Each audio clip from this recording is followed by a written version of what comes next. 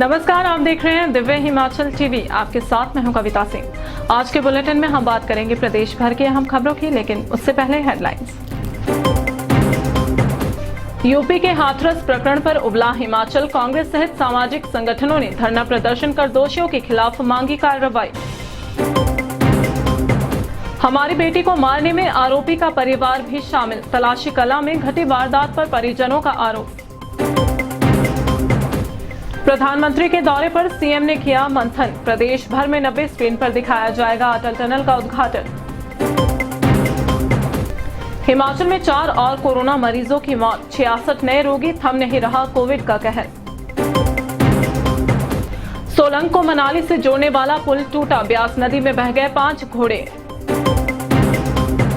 संतोषगढ़ में पशुओं के लिए चारा ले जा रहे ट्रक में लगी आग। दमकल विभाग ने मशक्कत के बाद काबू की लपटें।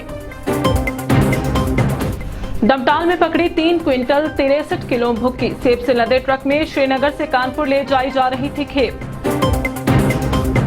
मानसून के जाते ही छूटने लगे पसीने। धूप खिलने से चढ़ा पारा। चिपचिपी गर्मी से लोग परेशान। और अब खबरें विस्तार से। उत्तर प्रदेश में मानवता को हिला देने वाली घटना से समस्त भारत में आक्रोश है। गुरुवार को हिमाचल में भी इसकी तपिश देखने को मिली। आइए देखते हैं ये रिपोर्ट।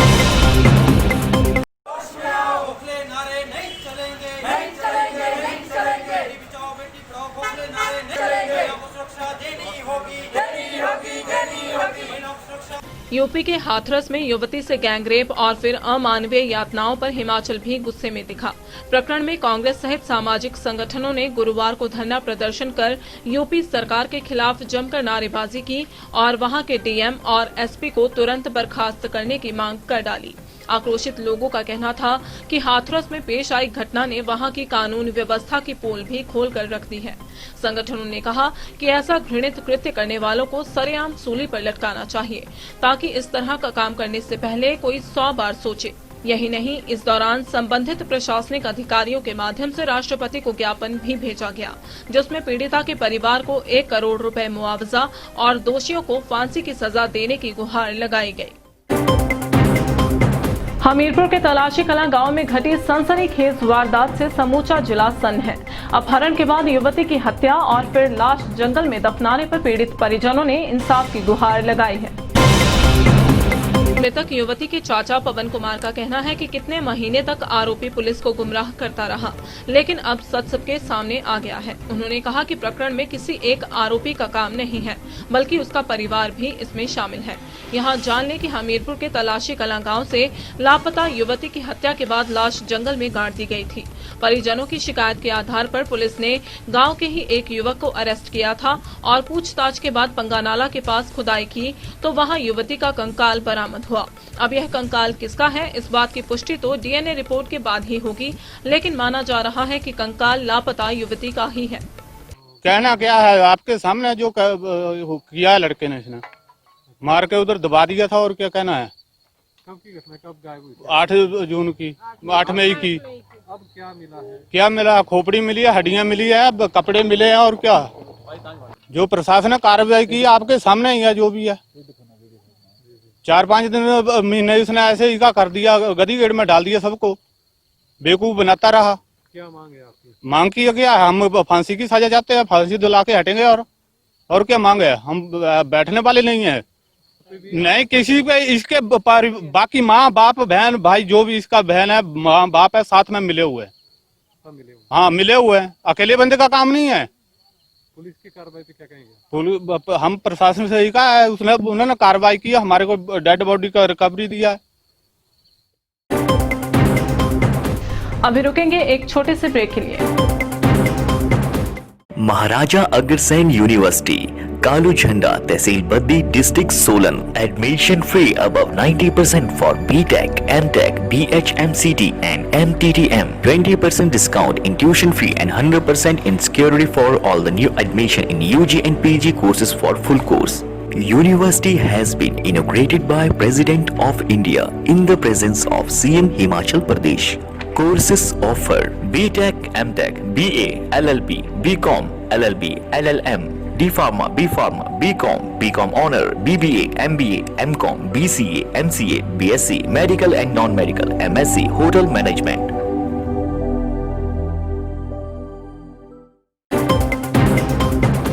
चलिए आगे बढ़ते हैं तमाम खबरों के साथ।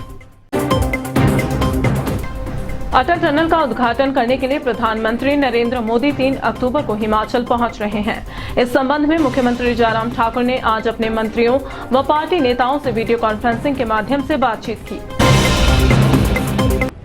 मुख्यमंत्री जयराम ठाकुर ने कहा है कि कोविड-19 महामारी के दौरान अयोध्या के बाद प्रधानमंत्री का यह तीसरा सार्वजनिक समारोह है, जो राष्ट्र के लिए अटल टनल रोहतांग के महत्व और प्रदेश के लोगों के प्रति प्रधानमंत्री की उदारता को दर्शाता है। यह बात मुख्यमंत्री जयराम ठाकुर ने वीडियो कॉन्फ्रेंस के माध्यम से मंत्रियों, भाजपा अध्यक्ष, विधायकों और भाजपा के पदाधिकारियों को संबोधित करते हुए कही।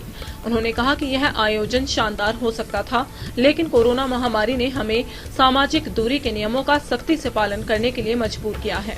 उन्होंने कहा कि पार्टी के पदाधिकारियों को यह सुनिश्चित करना चाहिए कि इस ऐतिहासिक समारोह के लिए प्रत्येक स्थान पर सामाजिक दूरी का पालन और फेस मास्क का उपयोग करते हुए अधिकतम 200 लोग ही उपस्थित हों।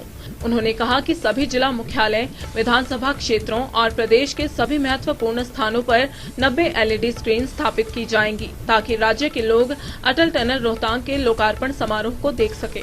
श्री ठाकुर ने कहा कि प्रधानमंत्री 3 अक्टूबर को प्रातः 10 बजे अटल टनल का लोकार्पण, दोपहर 12 बजे लाहौल स्पीति के सिस्सू तथा दोपहर 1:15 बजे सोलंग में जनसभा को संबोधित करेंगे। हिमाचल में कोरोना का प्रकोप थमने का नाम नहीं ले रहा है। गुरुवार को 4 कोरोना रोगियों की मौत हो गई है, जबकि कई नए मामले सामने आए हैं। आइए देखते हैं कोविड अपडेट। हिमाचल में कोरोना लगातार जानलेवा साबित हो रहा है। प्रदेश में गुरुवार को 4 और कोरोना संक्रमितों की मौत हो गई है। ऐसे में कोविड से मरने वालों का आंकड़ा 188 तक जा पहुंचा है। गुरुवार को चंबा जिला के चागान निवासी संक्रमित बुजुर्ग व्यक्ति ने दम तोड़ दिया। चंबा में कोरोना से यह 11वीं मौत है। वहीं IGMC शिमला में जुंगा निवासी 76 वर्षीय कोरोना संक्रमित बुजुर्ग की भी मौत हुई है। टांडा मेडिकल कॉलेज में नूरपुर सुखर के 62 वर्षीय बुजुर्ग व भरमौली नूरपुर के 75 वर्षीय कोरोना संक्रमित बुजुर्ग की भी बीमारी से जान गई है। प्रदेश में गुरुवार को कोरोना वायरस के 66 नए मामले सामने आए हैं। कांगड़ा के 22, कुल्लू 10, मंडी 21, सिरमौर 2, शिमला 6 और चंबा में 5 नए मामले सामने आए हैं। गुरुवार सुबह मनाली से सोलंग गांव को जोड़ने वाला अस्थायी पुल टूट गया, जिसमें वहां से गुजर रहे 5 घोड़े भी ब्यास नदी में बह गए। आइए देखते हैं ये रिपोर्ट। मनाली के सोलंग गांव में दिक्कतें उस समय बढ़ गईं जब ब्यास नदी पर बना अस्थायी पुल गुरुवार सुबह टूट गया। इस दौरान पुल से गुजर रहे 5 घोड़े भी ब्यास नदी में बह गए, जिन्हें कड़ी मशक्कत कर रेस्क्यू कर लिया गया। पुल टूट जाने से गांव का संपर्क भी मनाली से कट गया है। ग्रामीणों का कहना है कि सरकार व प्रशासन से सोलंग गांव के लिए स्थायी पुल बनाने की मांग लंबे समय से की जा रही है। हालांकि पुल बनाने की घोषणा भी कई बार सरकार द्वारा की गई, लेकिन निर्माण कार्य शुरू नहीं हो पाया। ऐसे में अब पुल टूट जाने से उन्हें आवागमन में भारी परेशानियों का सामना करना पड़ेगा। पुल टूटने से आज 5 घोड़े नदी में गिरे, साथ में एक घोड़े वाला वो भी नदी में गिरा। ये तो शुक्र है कि यहाँ पर इस टाइम नदी कम थी। नदी कम होने के कारण यहाँ पर घोड़े और घोड़े वाले को कुछ भी नुकसान नहीं हुआ। हम 5-6 कई सालों से सरकार को बोल रहे हैं कि हमारा एक गांव का पुल का काम जल्दी से जल्दी होना चाहिए। ये पुल का काम कई सालों से ऐसा ही लटका है। साथ में कल परसों माननीय प्रधानमंत्री जी भी आ रहे हैं, फिर भी देखो आज ही ये हादसा हो गया है। संतोषगढ़ में गुरुवार दोपहर चलते ट्रक में अचानक आग लग गई और देखते ही देखते लपटें इतनी प्रबल हो गई कि दमकल विभाग को बुलाना पड़ गया। घटना की यह तस्वीरें चौंकाने वाली हैं। ऊना के संतोषगढ़ में गुरुवार को एक बड़ा हादसा होने से टल गया। दोपहर को हिमाचल पंजाब की सीमा पर सटे गांव सहजोबाल से एक ट्रक पशुओं के लिए चारा लेकर जा रहा था। जब ट्रक हिमाचली सीमा में घुसा तो अचानक उसमें लपटें उठना शुरू हो गई। बावजूद इसके ट्रक चलता रहा क्योंकि चालक को इसकी कोई जानकारी नहीं थी। इसी बीच सड़क किनारे खड़े लोगों ने ट्रक का पीछा कर चालक को रुकने के लिए कहा और फायर ब्रिगेड को सूचित किया। सूचना मिलते ही दमकल विभाग के कर्मचारी तुरंत मौके पर पहुंचे और आग पर काबू पाया।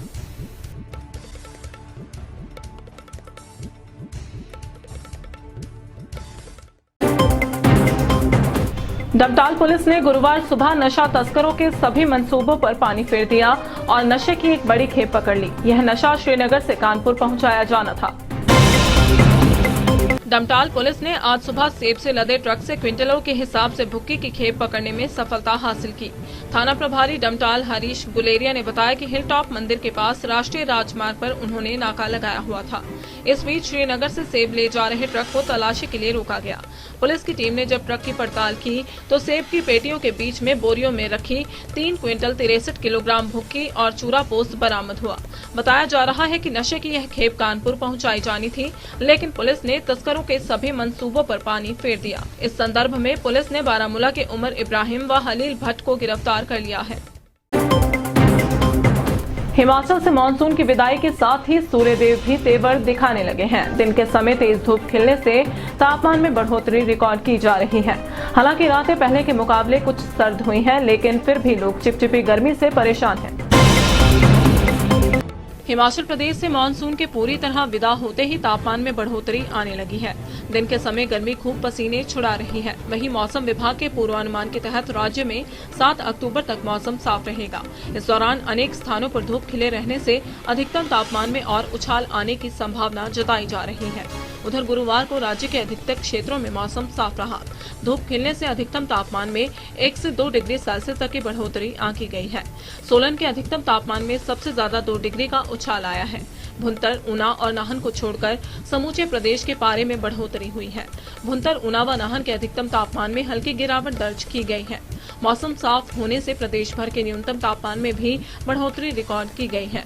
मौसम विज्ञान केंद्र शिमला के निदेशक डॉक्टर मनमोहन सिंह ने बताया कि प्रदेश में 7 अक्टूबर तक मौसम साफ रहेगा। इस दौरान तापमान में और उछाल आने की संभावना है। और अब चलते चलते टांडा मेडिकल कॉलेज से 25 नर्सों की होगी छंटनी। आउटसोर्सिंग पर हुई थी नियुक्ति। कुल्लू के नगवाई में खाई में जा समाई वैन, 2 सवारों की मौके पर ही मौत, 1 गंभीर जख्मी। चंबा के पांगी घाटी को अब नहीं सताएगा अंधेरा, 1000 से अधिक घरों में सोलर पावर प्लांट लगाएगा हिम ऊर्जा विभाग। और इग्नो में प्रवेश की अंतिम तिथि 15 अक्टूबर तक बढ़ी, छात्र ऑनलाइन ले सकते हैं दाखिला। चलिए आज के बुलेटिन में बस इतना ही। प्रदेश भर के अहम खबरों के लिए देखते रहिए दिव्य हिमाचल टीवी।